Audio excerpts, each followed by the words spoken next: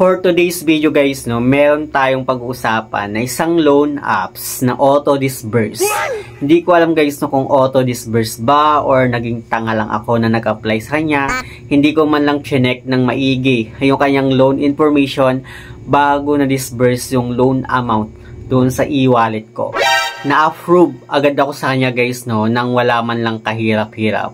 And bigla agad na-disburse yung loan amount sa e-wallet ko. Nang sobrang bilis, wala pang ilang seconds. Siguro kasi dahil bagong-bago pa lang siya guys sa App Store. Kaya guys huwag nyo muna siyang balaking i-download hanggat hindi nyo natapos itong video natin. Dahil i-share ko sa inyo guys kung recommended ba o hindi itong loan applications na to. Kaya naman kung interesado ka, keep on watching.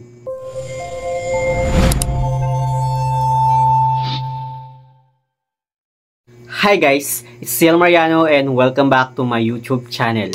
So for today's video guys, isang panibagong loan app na naman yung ating i-review. Actually guys, sobrang tagal ko na rin hindi nakakapag-review ng mga bagong labas na loan apps. At itong loan app na to guys na na-discover ko ay bagong-bago lang siya. But sad to say guys, wala siya sa Google Play Store.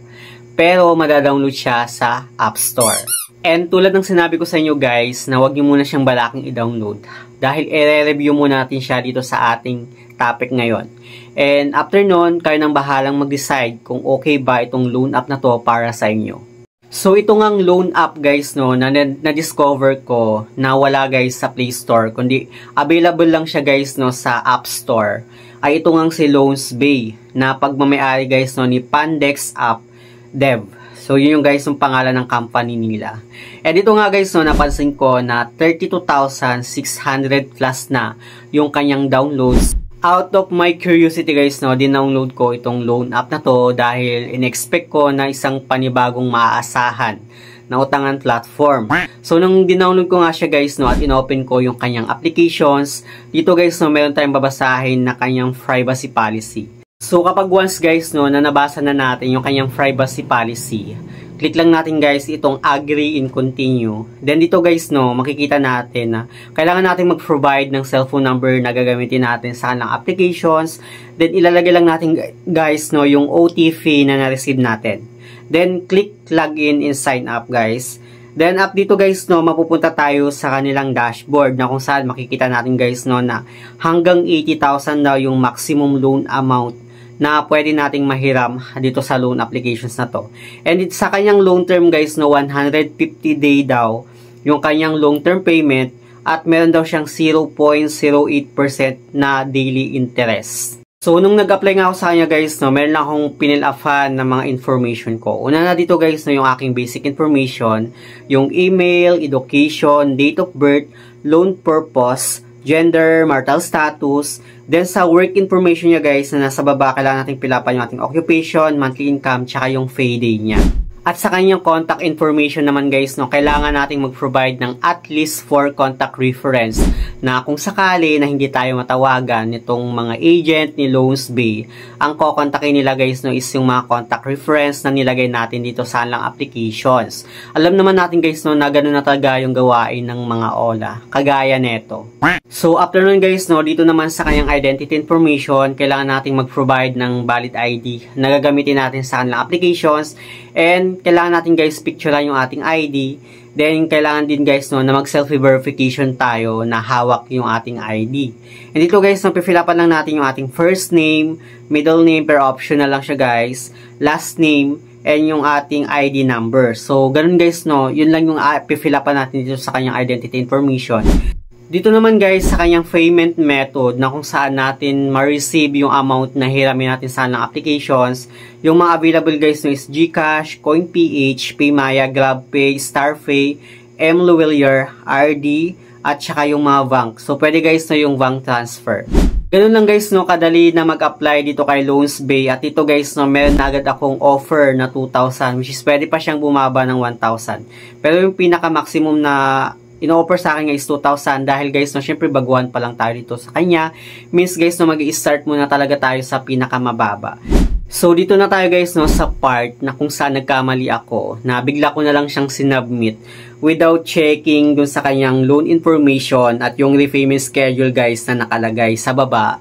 Bigla ko na lang siyang sinabit guys no, dahil ang buong akala ko kasi guys no, kapag once na sinabit ko siya, doon ko lang makikita yung pinaka loan details niya, kung magkano yung amount na ma-receive ko, kung yung kanyang repayment schedule, kung ilang days or ilang months ko siyang babayaran. Actually guys no, mostly 'di ba, ganun naman yung ibang mga loan app na kapag once na sinubmit mo yung loan amount na hihiramin mo para ma-check mo guys kung yung kanyang loan details, kung magkano nga yung amount, yung magkano lang yung amount na ma-receive mo. So pagka-submit mo, doon magpapakita yung kanyang loan details, then ikaw nang bahalang mag-decide kung itutuloy mo pa ba or i-confirm mo yung loan amount na ino-offer sa'yo. Pero dito guys no, sa loan app na to, bigla na lang siya nag-under review. So hinintay ko guys no yung loan details, kung magpapakita ba yung kanyang loan details. Then kapag once na nagpakita, ako nang bahala guys no na magde-decide kung itutuloy ko pa ba yung loan offer sa akin, kung i-confirm ko ba. Ganun, di ba may mga confirmation pa yun guys no. Pero dito guys no, after few seconds, nagulat na lang ako na naka-receive na lang ako ng amount doon sa e-wallet ko. So, nung chinek ko guys no kay Loansbay, nagulat nga ako na galing mismo pala talaga siya kay Loansbay. Actually, yung total lang guys no na na-receive ko is 1,155 pesos doon sa 2,000 na hiniram ko. And chinek ko guys no sa loan details niya, almost 6 days lang yung kanyang repayment term.